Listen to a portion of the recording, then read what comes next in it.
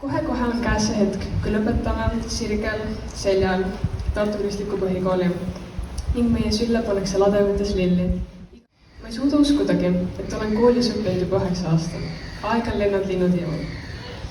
Me oleme tänulikud meie klassijuhataja Merle eest, kes on jaganud meile oma tarkust ning hoidnud meie klassi organiseerituna. Võib puust, võib klaasist olla koolimaja. Kuid kooli nägu pole see, mis sees, vaid hoopistükkis see, mis kooli sees. Kannatlik, abivalmis, lõbus, tore. Oskame märgata, hoida ja püüda.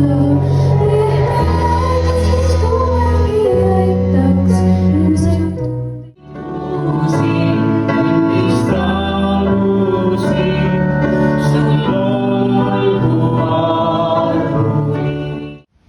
Sest mina olen Isand sinu Jumal, Iisraeli püha, sinu päästja.